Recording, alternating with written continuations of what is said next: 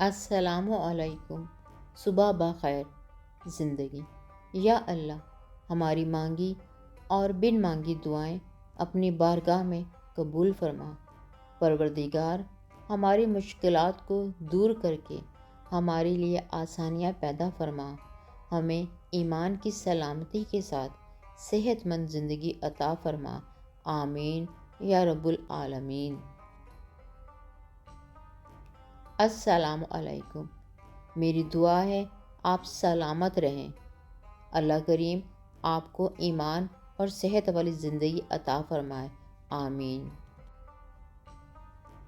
السلام علیکم۔ صبح بخیر۔ اللہ تعالیٰ آپ سب کو اپنے حفظ و امان میں رکھیں۔ آمین رب العالمین۔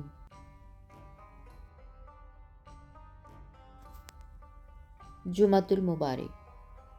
نیک لوگوں کی صحبت سے ہمیشہ بھلائی ملتی ہے، کیونکہ ہوا پھولوں سے گزرتی ہے تو وہ بھی خوشبودار ہو جاتی ہے۔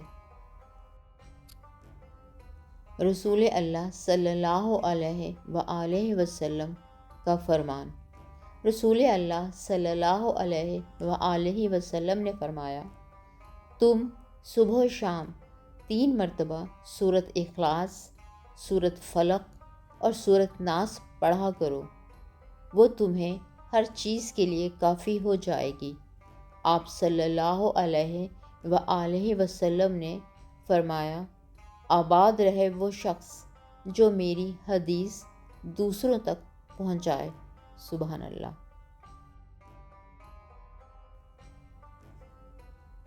رسول اللہ صلی اللہ علیہ وآلہ وسلم نے فرمایا، کیا تم میں سے کوئی شخص اتنا بھی نہیں کر سکتا کہ ایک رات میں تہائی قرآن کی تلاوت کر لے؟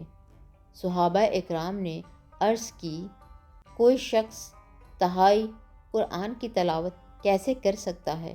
آپ صلی اللہ علیہ وآلہ وسلم نے فرمایا، قل هو اللہ احد 1/3 قرآن کے برابر ہے۔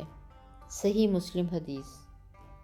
آپ صلی اللہ علیہ وآلہ وسلم نے فرمایا، آباد رہے وہ شخص جو میری حدیث دوسروں تک پہنچائے۔ ترمذی 2657۔ رسول اللہ صلی اللہ علیہ وآلہ وسلم نے فرمایا، اللہ تعالیٰ ماں باپ کو ستانے کا گناہ نہیں بخشے گا۔